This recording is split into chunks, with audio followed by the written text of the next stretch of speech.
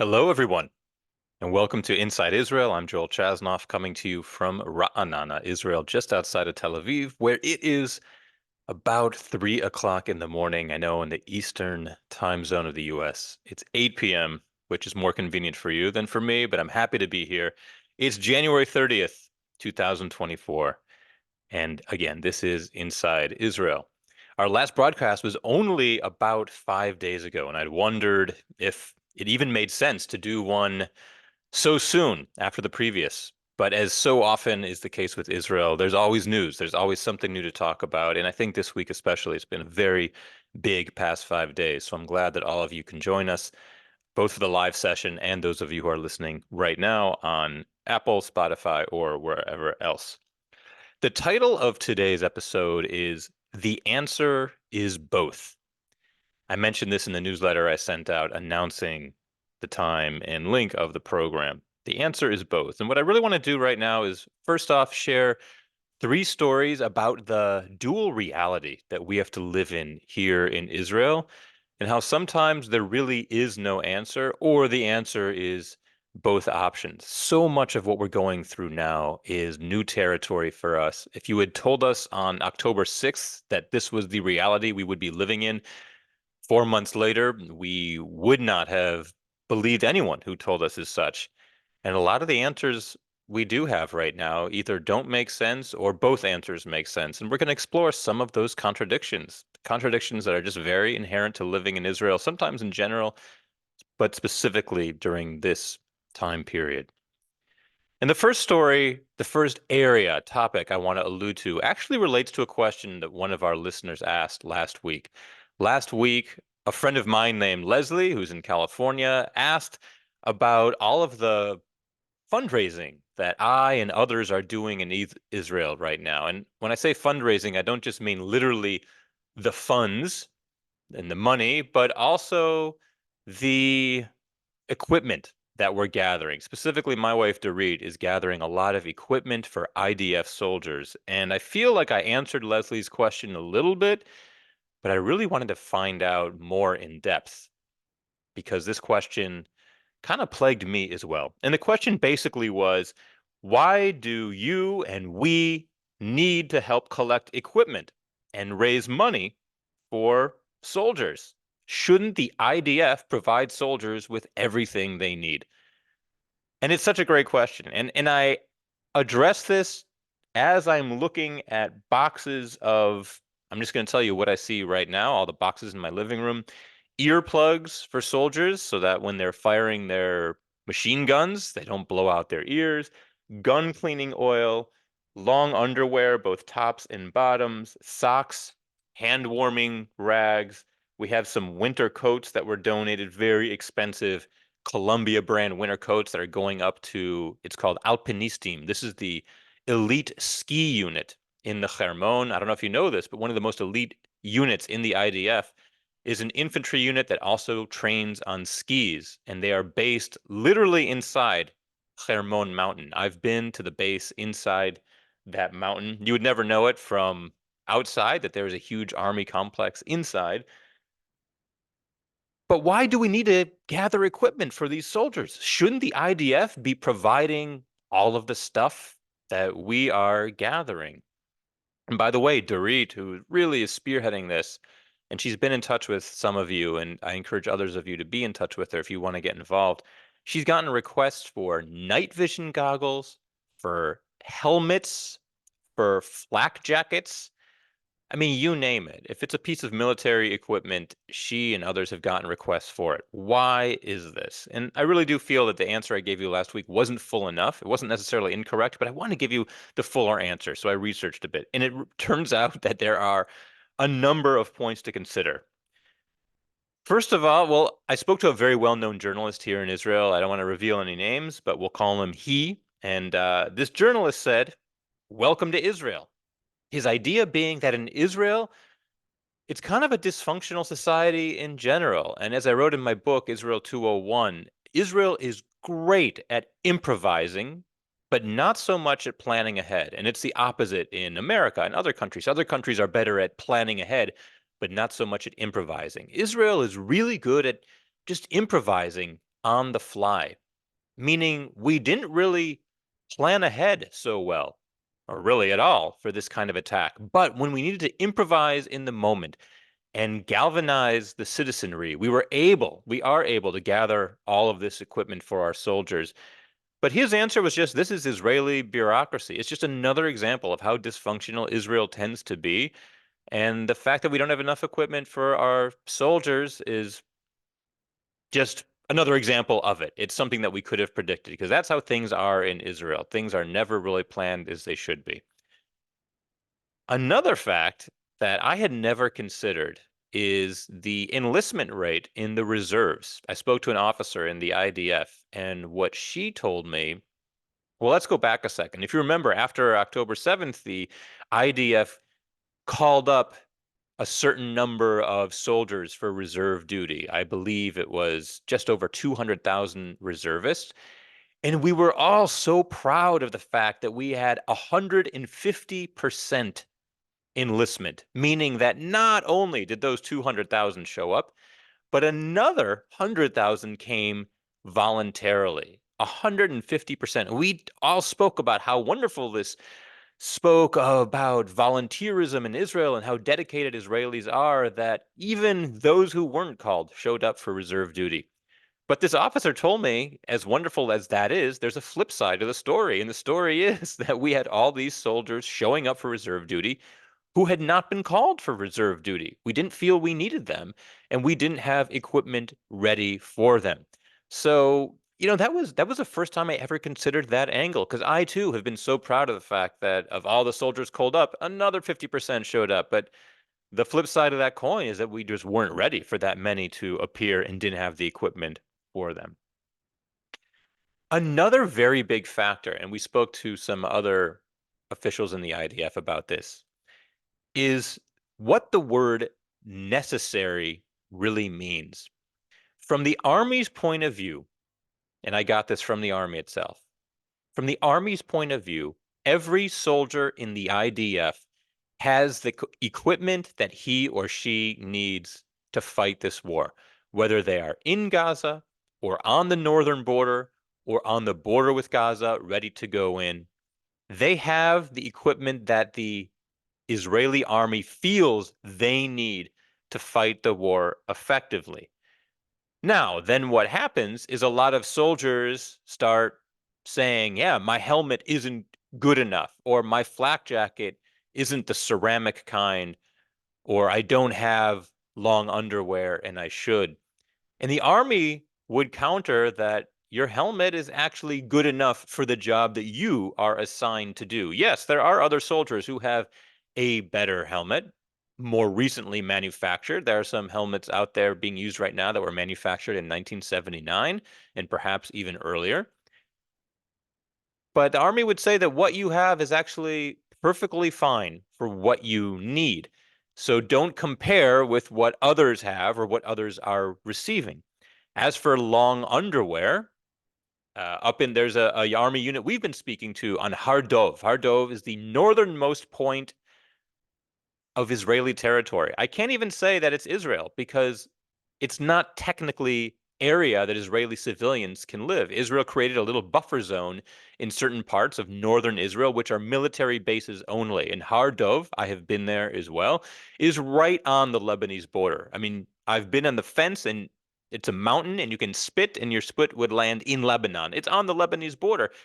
And we're working with a unit up there who is saying that we don't have long underwear and we're freezing. And what this Army officer I spoke to said is it is not the Army's job to provide long underwear for the soldiers. Soldiers right now serving in combat receive 1,000 shekels a month of extra pay specifically for equipment, underwear, socks, long underwear, etc. And that's what that extra 1,000 shekels is. So, and also their parents can buy this for them.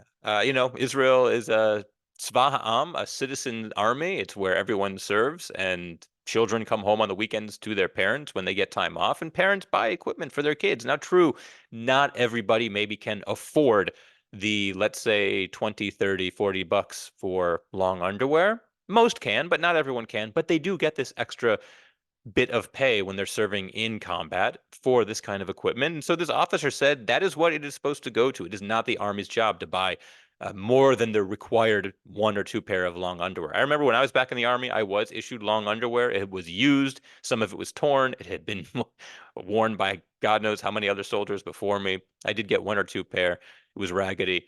But the officer's point was it's not necessarily the Army's job to provide this. And hearing all of it sort of uh, reminded me of when I was a kid, and I would say to my mom, "Yeah, I need new shoes," and she would say, "Well, you don't need new shoes. You actually want new shoes, but the shoes I bought you a month ago are actually perfectly fine." So the Army is saying there's a big difference between want and need, and the Army insists that there's no soldier out there fighting right now who doesn't have the equipment they need. Another sort of parenting metaphor that we heard from the Army is that if we start giving to one unit, then we have to give to all the units. So if we start providing long underwear, for example, to units on the northern border on Hardov, then we need to start providing it to all the soldiers on the southern border and all the other Army units who are close to the northern border, et cetera, et cetera. So what I give to one child, I have to give now to the other child. And I'm a parent, and those of you who are parents know this, how we try to keep it even. And so that the Army is saying this as well. Now, that said, it does seem to me that there are some gaps in terms of the equipment that soldiers have. So let me just tell you a few of the personal stories of people who've reached out to us. We got a picture this week, a picture texted to us of a MEMPE. This is a not a battalion commander, a company commander in an infantry brigade in Gaza. And he took a picture of his helmet. And alas, it is a helmet that was probably manufactured in the late 70s. It's very old. It's very basic. Most of the modern helmets have sort of camouflage coming out and a place where you can put your flashlight and your knife and all this other equipment. And this was a very basic one, the kind I had when I was in basic training back in 1997. And he feels he needs a better helmet. Now, the Army would say that, yes, even though he's an officer, the one he has is just fine. A very close friend of ours, who I know is not just making up stories or trying to get something for free, she told us that her son, and I know which unit he's in. He's in a very elite infantry unit called Egoz, is literally in Gaza as we speak. She said that her son is a sniper, and the scope of his sniper rifle is scratched. It got damaged during some of their operations, and she's trying to get him a new scope for his sniper rifle. And so we're trying to help with that as well. But we don't think she's making this up. This seems to us like a piece of necessary equipment that the Army right now is not providing him. Another story, there's a unit who in the West Bank, their job is to arrest Hamas terrorists and terrorists who are planning to carry out attacks on Israelis to go into their houses in the West Bank. And there's a very sophisticated, I think it's an American-made tool which can easily blow open a door. You just put it against the door and something pops and the door blows open and the unit can then enter the house. But they don't have this. They have this older mechanism that takes a few minutes to attach to the door, and they have to look, I don't know what this is, but pull some levers and do some cranking, and then the door opens. And they're requesting this other piece of machinery that would open the door and allow them to go in quicker. And the Army would say, yeah, it's sort of a pain, the piece of equipment you have, but you don't need this more modern piece of equipment. Nevertheless, we are working to help organize this piece of equipment for the unit. So there are real stories, and there certainly are examples of soldiers not having the best equipment they possibly could. I can pretty much confidently tell you that I don't think any soldier has died in Gaza or in Lebanon or on the northern border because they didn't have the right kind of equipment. The way soldiers have been killed are in explosions and buildings collapsing that um, are so traumatic and so monumental that I don't think a different helmet or a different flak jacket would have saved them. So that's our first example of the answer is both. Yes, there are equipment shortages, and yes, there are soldiers out there without the top of the line equipment, but at the same time, the Army would say that they have what they need. And I think it's very unlikely that any soldier has actually been seriously injured or killed simply because of the equipment that they have right now. So here's our second example of the answer is both. And this is the story of Israel at The Hague. Just to give you some background, and a few of you wrote in with questions, what exactly was going on with The Hague. So South Africa brought Israel to trial at The Hague on charges of genocide. And what you need to understand is that this is not like an American courtroom where you have to prove beyond a reasonable doubt. It's actually the opposite. All you need to, and I'm going to put prove in air quotes. If you're listening to the podcast online, you won't see the air quotes, but I'm putting in air quotes prove. For this kind of case, all you need to do is prove plausibility. Is it at all plausible that genocide is happening and that Israel is carrying out genocide in Gaza? That's what was on trial here. And so it's a very low bar, and many were worried that Israel would be found, I guess, quote unquote, guilty, that there's a plausibility in the court's eyes that Israel was carrying out genocide. Well, by a count of 15-2, the court declared that Israel needs to take all measures within its power to prevent genocide. And that's a quote there. All measures within its power to prevent genocide. That was the decision. And the question is this a victory or is this a defeat? And the answer is both. On the one hand, this is a victory. If Israel was brought to trial on charges of genocide, and at the end, they were told that they did not have to stop the war. They were not told they had to enact a ceasefire immediately.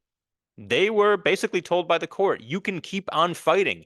Well, what could be a more clear sign that this is not genocide than the court saying 15-2, you can keep on fighting?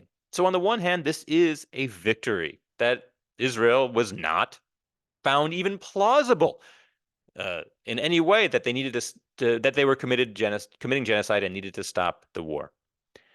On the other hand, this is definitely a defeat. And it's a defeat not because of the verdict. It's a defeat just in the fact that Israel was brought to trial itself. The minute Israel was brought to trial in the International Court of Justice for genocide, in many of the world's eyes, it's already guilty. It just fits the paradigm of what Israel is, and it didn't really matter what the verdict would actually be. Just being brought to trial for genocide is enough of a conviction in a lot of the world's eyes. And I want to note here that Israel did have a judge on this panel. Of this 17-judge panel, Israel was allowed to send a judge, and they sent really their most legendary judge in the history of Israel. His name is Aharon Barak. He's 87 years old. He is a Holocaust survivor. So if anyone is sensitive to the ideas of genocide, it would be a judge like him. And what's significant here, too, is he's the opposite of Bibi Netanyahu. You know, Netanyahu tried to enact judicial reform starting in around, well, just about a year ago. And it was an 8-9 month period of chaos for us here in Israel. And Aharon Barak was very much against it. Aharon Barak is very much in favor of guarding the supremacy of the court because there really is no separation of power between the legislature and the prime minister in Israel because the legislature chooses the prime minister. So you'll always have the prime minister and the legislature coming from the same party. The Supreme Court is the only body blocking a complete unity of those three branches. So it's important to preserve the independence of the court. And Aharon Barak was very much against all this judicial reform. But Netanyahu chose him anyway as the judge who would represent Israel at this trial because he's so respected internationally, Aharon Barak. And he actually voted. He actually voted with the decision to prevent and punish the direct and public incitement to commit genocide and to guarantee the provision of urgently needed basic services and humanitarian assistance. So let me translate that.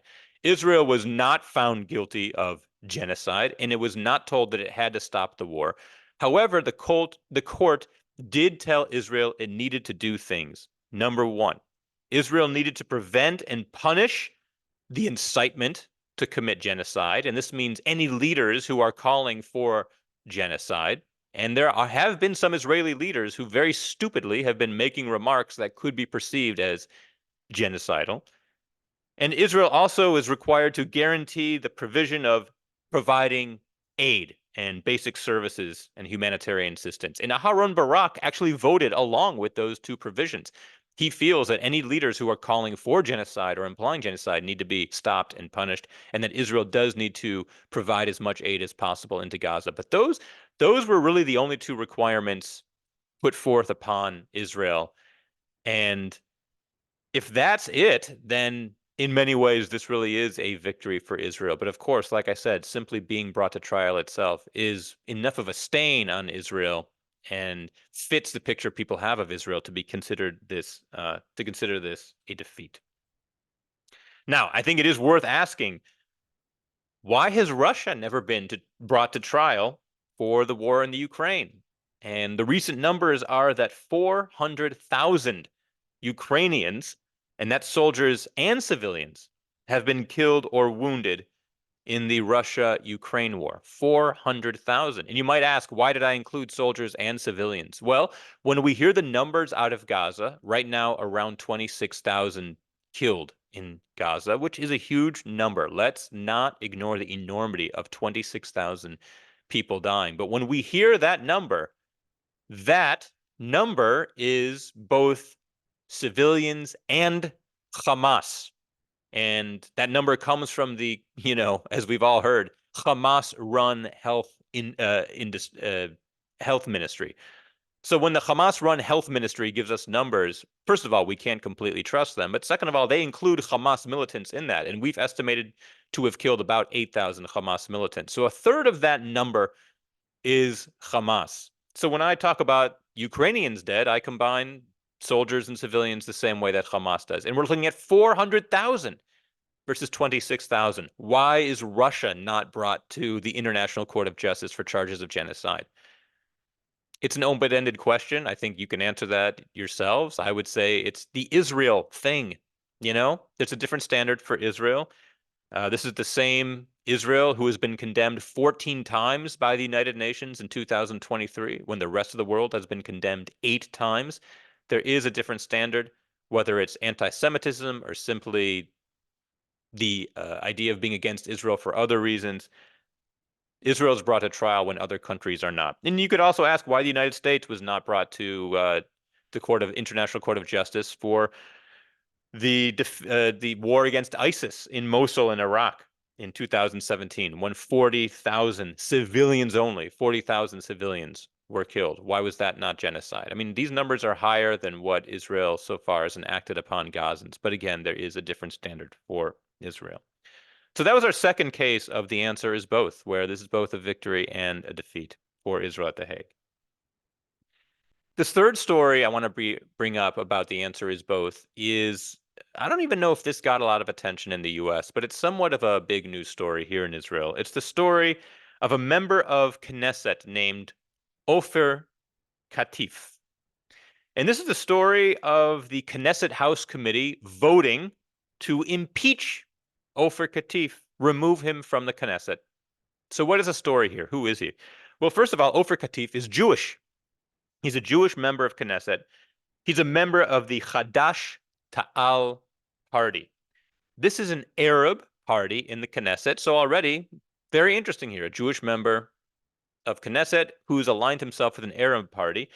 And the Hadash Ta'al party is actually a combination of two Arab parties, Hadash and Ta'al, which they band together in order to get enough votes to actually qualify for the Knesset. It's a very far left party. Some call it the Communist Party of Israel. I will say, having researched them, they seem, for the most part, well-intentioned. They are in favor of Jewish-Arab relations, the interests of workers, and of the Arab population in general. And Ofer Katif is a member of this party. And what did he do to cause people to want to impeach him from the Knesset? Well, he signed a petition supporting South Africa's move to bring Israel to trial for genocide. So by virtue of signing this petition that he agrees with the South African decision to bring Israel to trial, there are those who have wanted to impeach him from the Knesset and remove him altogether. And it was, he lost the vote yesterday. So the Knesset House Committee has voted to now send this to the larger Knesset. And usually in the Knesset, you need a majority of 61 in order to enact any legislation. There are 120 members of the Knesset. To impeach him, they would need 2/3 vote. So 90 members of the Knesset would need to vote to impeach him. And I honestly don't know how that vote is going to turn out. But he is now going to be standing trial to be impeached for the Knesset simply for supporting South Africa's measure to bring Israel to trial for genocide. And the reason they're even able to do this is because there's a clause in the Knesset that says that any member can be expelled if they express support for, quote, armed struggle against Israel or inciting racism. This is the clause that those who are trying to impeach him use, that he is inciting armed struggle and inciting racism by siding with the South African decision to bring Israel to trial. So the question is, should he be impeached or should he not? And I think once again, here we have a situation where the answer is both. On the one hand, it certainly goes against the ethos of the Jewish state, the only Jewish state in the world among all the Muslim countries. It goes against the ethos of the Jewish state to have a member of our parliament saying that Israel should be brought to trial for genocide, when by far most Israelis clearly believe that we are acting in self-defense, that this war only happened because we were attacked on October 7th, that there was a ceasefire up until the moment Hamas attacked, and we are doing our best not to kill civilians. However, Hamas embeds itself within the civilian population. So anyone who is calling us out on genocide, taking us to trial for genocide, really is doing so out of, they have an ulterior motive. And it's simply not true. And we can't support any member of Knesset who would go along with this kind of thinking. So on that, when you take it from that angle, then the answer is yes, he should be impeached. However, on the other hand, we need to remember that he is a democratically elected member of Israel's parliament. We also have to remember that when we say Israelis, we have to consider all 9 million Israelis. There are 9 million Israeli citizens. 2 million of them are not Jewish. We have 2 million mostly Arab citizens who live within Israel's borders. I'm not talking about the West Bank and the Gaza Strip. I'm talking about the 2 million Arabs living within Israel who are Arab Muslim, Arab Jew, Arab Muslim, Arab Druze, Arab Christian. And they have representation as well, and they are owed representation as well. They are 22% of the population. And if one of their legislators, who was democratically elected, has a certain point of view, he shouldn't be held responsible. He shouldn't be punished for that point of view. And just sort of backing up this idea is the fact that yesterday, during the hearings, the Deputy Attorney General of Israel, Deputy Attorney General, who is Jewish, Avital Sampolinsky, she told lawmakers that attempts to expel Katif from the Knesset lack legal basis, that there's actually no legal basis for impeaching him. It's simply Knesset members who are displeased with his stance on the genocide trial. So I'll sort of leave this up to you to decide. On the one hand, what he feels clearly goes against Israel's mission and what Israel is all about. And it's even hypocritical, given how carefully the IDF operates so as not to injure civilians, even putting our own soldiers at risk, and sadly, unfortunately, dying at times in order to not inflict casualties upon the civilian population in Gaza. But on the other hand, he is democratically elected and represents 22% of Israel's population. So should he be punished? I personally, if I were to give my point of view, would say that he does not deserve to be impeached. He's not calling for armed incitement.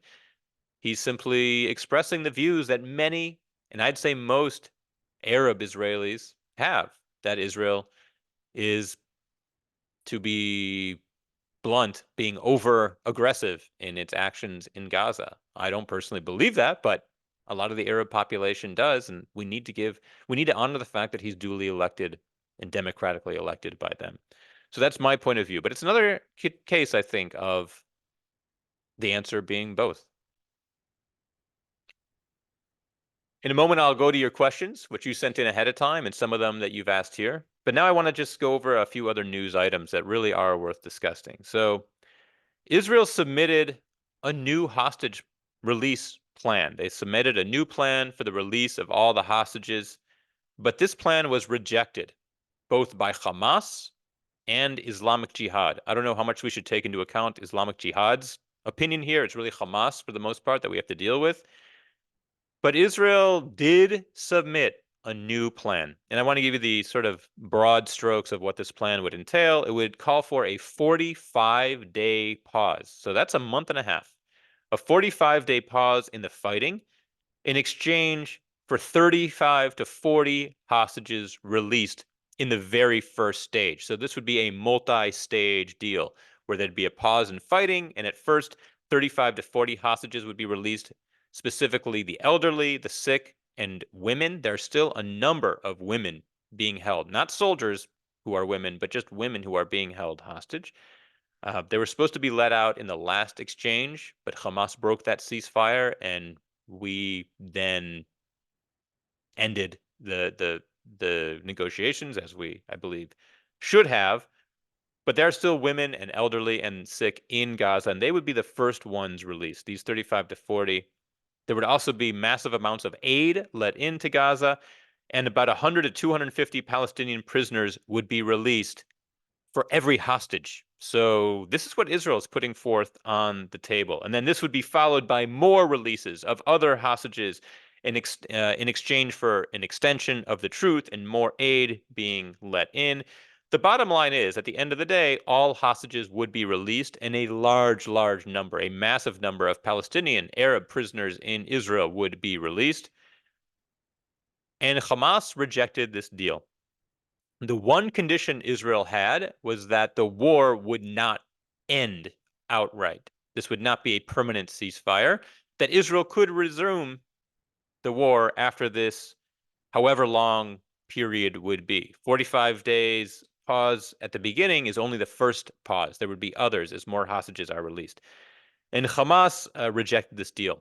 And the fact that Hamas rejected this makes me even more adamant in a belief that I have expressed in this podcast numerous times before, which is that I do not think another hostage deal is coming anytime soon. Hamas has said many times that the only condition they would agree to is a complete and outright cessation of the war and a full withdrawal of Israeli soldiers and forces from Gaza. And I do not see Israel agreeing to this, although there are more and more in Israel who are believing that maybe at this point we should, especially if we feel that there's some sort of international body that can come in and govern Hamas along with some maybe Arab technocrats and change the paradigm of the Middle East. But Israel is not at this point agreeing to a full withdrawal of troops and an end to the war. And at the same time, Hamas has said that they will not release any hostages until the war ends completely. So despite all that we're hearing in the headlines here in Israel about the talks going well and Qatar saying that there's progress and French officials saying that we're moving forward and even the US sort of seeming to cheer on that we are getting closer to a deal, at the end of the day, we still seem very far away, and I personally don't see any deal happening soon. A couple nights ago, second piece of news I want to bring up is that there was a big conference in Israel. And the idea of the conference is for people, Israelis, Jewish Israelis who are in favor of the idea of resettling Gaza after the war. You know, Israel had Israeli Jews living in Gaza. I think it was under 1,000, but living in Gaza up until 2005. In 2005, Ariel Sharon pulled out unilaterally from Gaza, and Hamas has been in power pretty much ever since, you know, now going on 18 and a half years ago. But this huge conference attended by several thousand, mostly religious, right wing, they're very in favor of resettling Gaza after the war. And now by the vast majority of Israelis do not want Israelis living in Gaza again. But I think what's worth noting here is that 1/3 of Netanyahu's cabinet attended this conference, this gathering, and many of them said very insightful things, talking about Gazans voluntarily resettling themselves in other countries, sort of like voluntary immigration. Now, I'm all for freedom of opinion and freedom of speech, but I think there's also a certain bar that when you are an elected official or when you are an official in a diplomatic post or in the cabinet of the prime minister, you need to watch what you say. You need to realize that what you say will be interpreted certain ways by the world's ears. And indeed, one of the reasons that Israel was brought to trial at The Hague for genocide is because several Israeli officials made statements about voluntary evacuation from Gaza and Gazans immigrating voluntarily on their own. And it's simply idiotic that they would, at a conference like this, that Netanyahu would not clamp their mouths shut and make clear ahead of time that they need to watch what they say and they need to not make public statements such as this. And even the whole idea of the conference is a little bit ludicrous, considering that most Israelis don't want it, and it would really go against what most Israelis see as a vision for the day after. But another problem here is that Israel still does not have a plan for the day after the war. And a number of countries came out vehemently against the idea of this conference for resettling Gaza. But I think it was important to point out that a third of Netanyahu's cabinet was participating themselves and saying some very insightful things. Another piece of news that just came out within the last, I think, 36 hours is that the United Kingdom is considering recognizing a Palestinian state. This is from their foreign minister, David Cameron. So what does that mean, that the United Kingdom would recognize a Palestinian state? I'm not sure exactly what that means. I'm not sure if I'm for it or against it. I think the idea here is that by recognizing a Palestinian state, it would sort of get past the whole two-state solution being negotiated. Instead, say, hey, there are two states. Now let's deal with these two actors as if they are two states.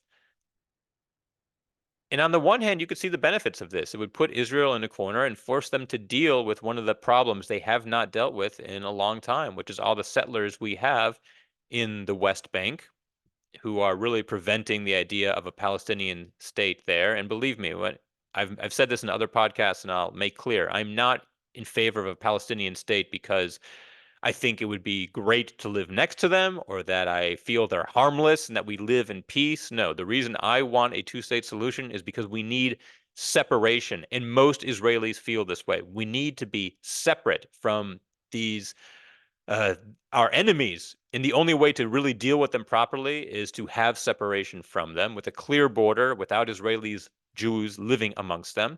The other reason it might be good to have a Palestinian state recognized is now it makes Hamas an actor as well. As you notice, so much of world, the world's calls for how to handle this war is directed at Israel. Israel's on trial for genocide. Israel needs to end the war, have a ceasefire. Israel needs to allow in more aid. No one is calling out Hamas and saying, Hamas, you need to stop embedding amongst the civilian population. Hamas, you need to stop firing rockets.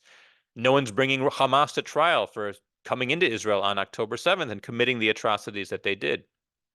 And one of the reasons is that Hamas is not even seen as a legitimate actor on the world stage. They're seen as a terrorist organization, but not a government.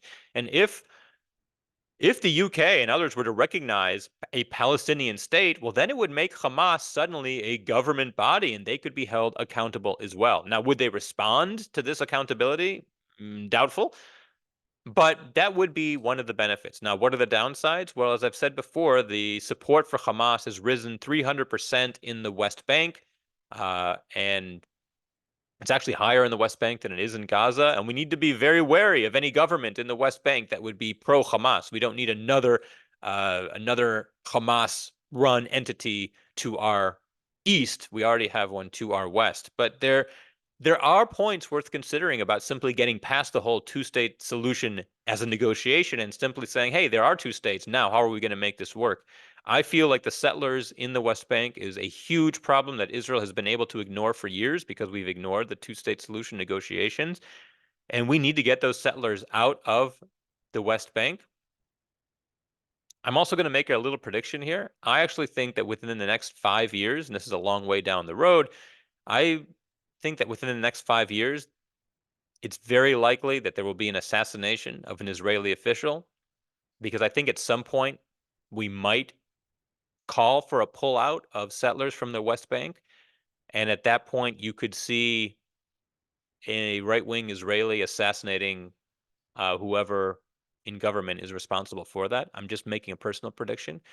Um, but I could see that happening. We've been ignoring that problem for way too long. And when it comes to a boil, I think you could see violence erupt within Israel itself.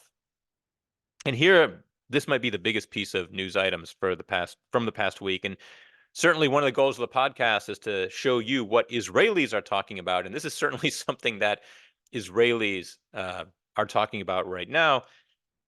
At least 12 UNRWA staff members participated in the October 7th attacks. UNRWA is the United Nations Relief Works Agency in Palestine. This is a United Nations body that operates in Gaza to help distribute aid and take care of Gazans. And 12 of these United Nations employees in the United Nations Relief Works effort entity, 12 of them participated in the October 7th attacks, which is simply astounding. What are we talking about? We have at least one who actually participated in the massacre at Kibbutz Be'eri. We're talking about the murders, the rapes, the burning alive. We have at least one United Nations employed official, staff member in Gaza who aided in the kidnapping of the body of an Israeli soldiers. Several of them were armed. They used United Nations trucks and vehicles to transport hostages and to transport militants. They hid militants in UN RWA locations. They filmed hostages being taken. And as a reaction to this, many countries, as they should, have suspended funding for the United Nations Relief Workers Agency. United States, Italy, New Zealand, Romania, France, Germany, Britain, Japan have all suspended funding for UNRWA, and Canada has as well. However, Canada yesterday announced that although they're suspending funding, they are making a $40 million contribution in aid through other organizations to Gazans, and I can pretty much assure you this will find its way to Hamas. So I am against Canada's decision to do this. But I think we need to pause for a second. Let's just take this in. A United Nations agency participated in the October 7th attacks. This is mind-blowing. This is the same United Nations that, as I said, condemned Israel 14 times in 2023 and the rest of the world only 8 times. The same Israel that is now on trial at The Hague, or was on trial at The Hague, was attacked by members of this United Nations entity. And this makes me ask, is the world upside down, or is this simply the world we are living in? And once again, the answer is both. I often believe that the best answer I can give people as to what's happening right now is the world is upside down. But at the same time, this is the world we are living in. And by the way, I mentioned that there are 12 staff members who were found to have participated, and we have footage of them, we have their photos, but Israel estimates that the actual number is about 10%.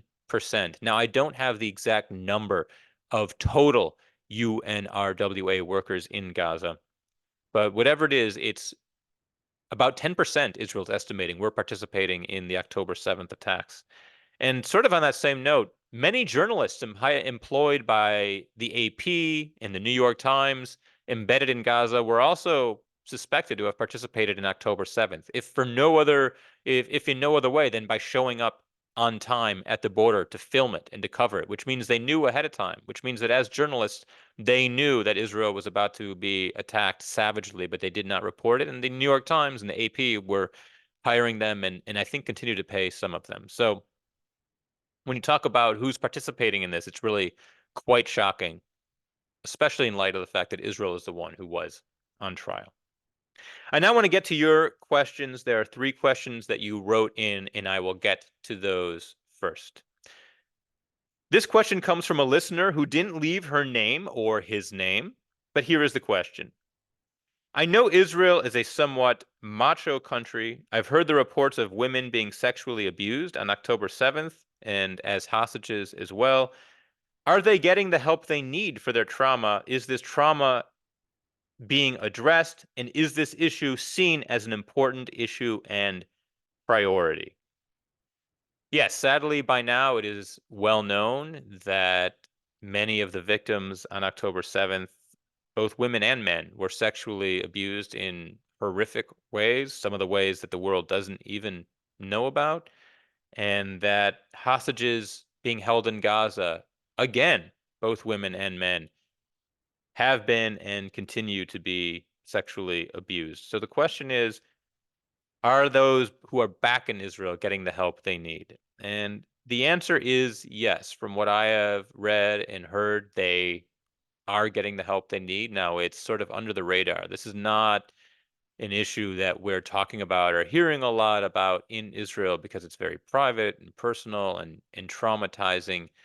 But those who were able to come back, we're talking mostly about hostages who are coming back who'd been sexually abused. Most of those who were abused on October 7th were then killed. And so we don't really have a lot of survivors from October 7th, if any. I guess I would have to look into whether we even have survivors who were abused, but then who managed to escape. Most of those who were abused were killed. But those who are coming back those who were hostages who are coming back to Israel who'd been abused, they certainly, part of their treatment is to address that as well.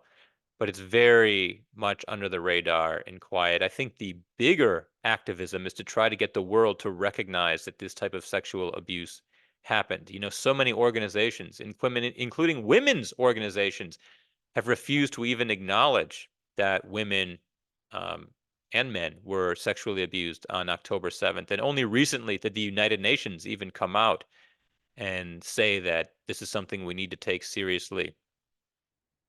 So, in a way, our bigger priority, in addition to treating those who've undergone the abuse, is to let the world know that this happened. And we sort of figured if anything would get other organizations, other world bodies, governments on board with us and favoring our actions in Gaza, it would be the testimony of these survivors and the hostages who came back.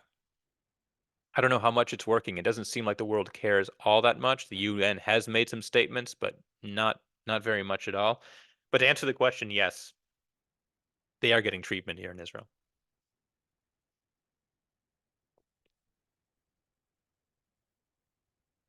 Another listener wrote in, and this is a great question. Another listener wrote in, I'm curious why the Red Cross has not gone in and checked on the health of the hostages in all this time.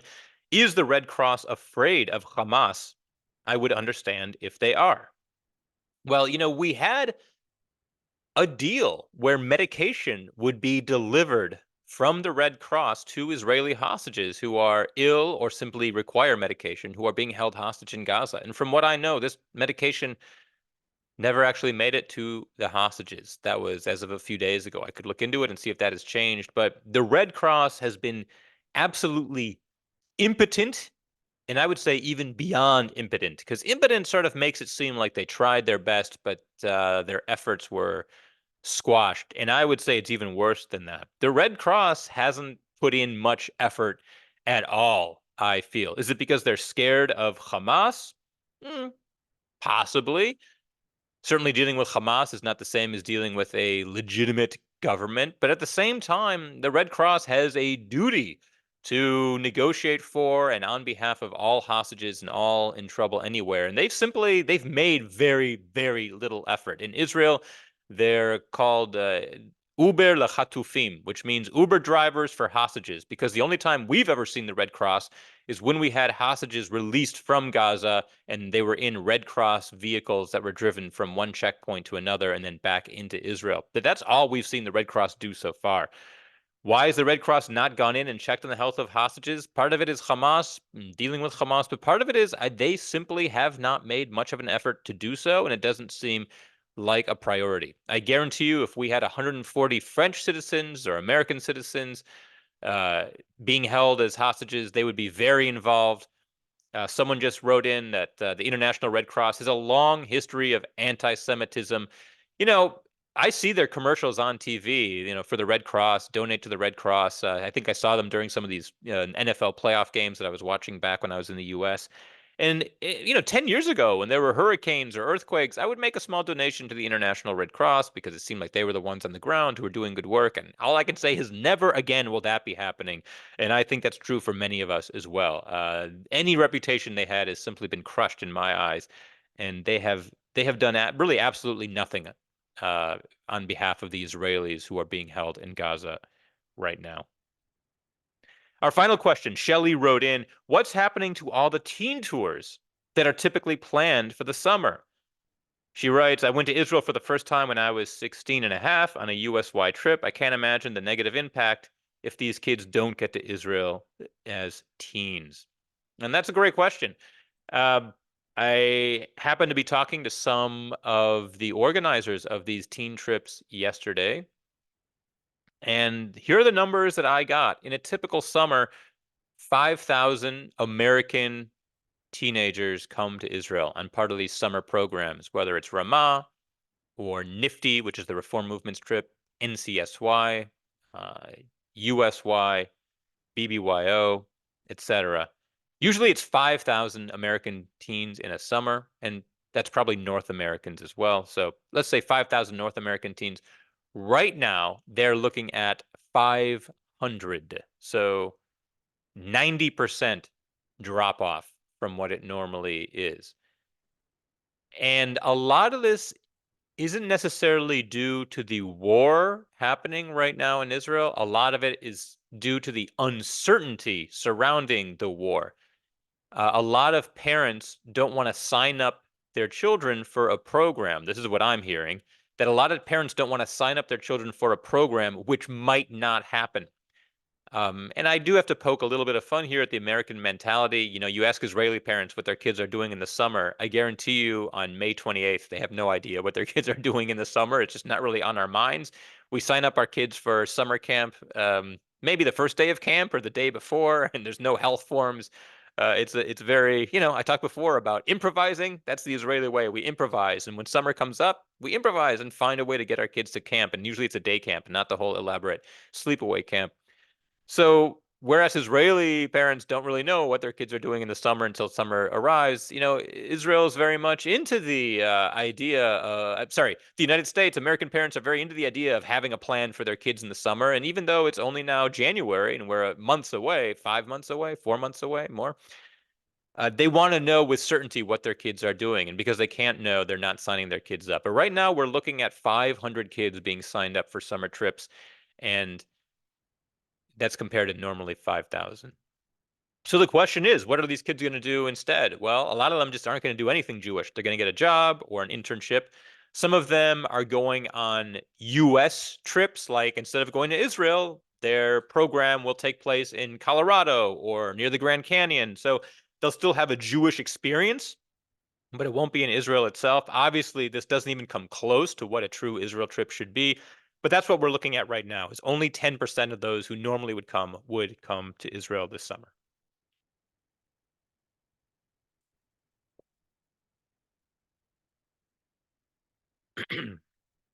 So those are the questions that you guys wrote in.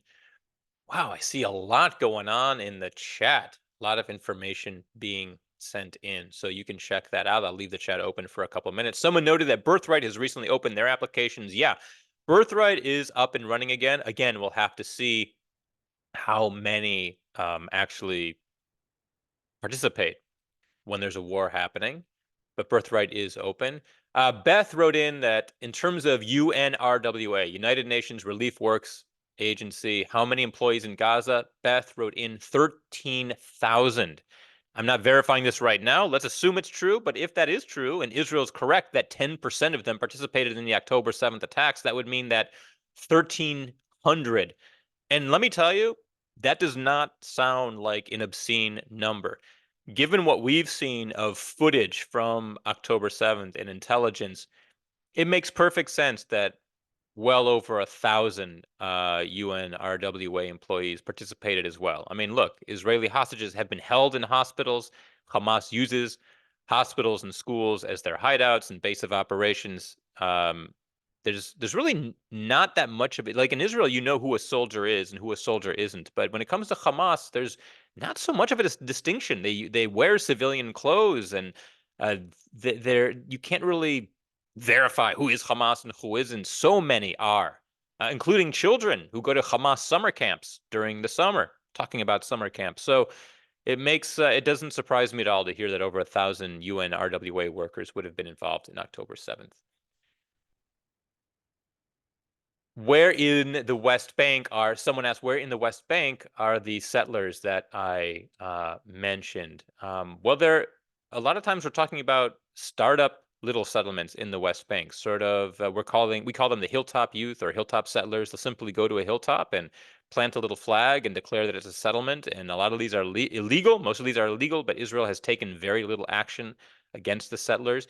The real problem with the settlers is it breaks up the contiguity of the West Bank. So whereas we can say that X percentage of the West Bank is still in Palestinian hands, it's so broken up and there are so many checkpoints that it really doesn't allow for freedom of movement and a sense of contiguity. And again, what I'm really in favor here of is separation, having a clear border between us and them. So it is just about 4 in the morning here in Israel and 9 o'clock for you on the East Coast. So I'm going to thank you so much for joining me. Next week, it's going to take place once again at 8 o'clock p.m. Eastern Time on Tuesday night, and I'm going to have a special guest with me. My wife, Dorit, is going to be joining us. I've convinced her to wake up at 3 a.m. to speak to you about some of the work she is doing, simply so she can explain not only the project she's working on, but also give some insight into who else she is working with and who else is involved and why these are needed. Again, I'm going to put some info right here in the chat. If you do not join for the live podcast next week or any other time, you can subscribe to the podcast on iTunes or on Spotify, and I put the links right there. And if you want to get the links for this live broadcast, you do so by signing up for my newsletter, Hebrew is Magic, on my website, joelchasnoff.com, down at the bottom. I want to thank all of you for joining me. It's great to see so many of you here. I didn't really announce this one ahead of time, and nevertheless, you came out. I'm glad to hear that you are so interested in Israel, what's happening now, and what's happening in Israel's future. And I'm thrilled to be the one that can help bring you a little bit of insight. For now, I am signing off. Joel Chasnoff from Ra'anana. Laila Tov, wherever you are. And I'll see you next week.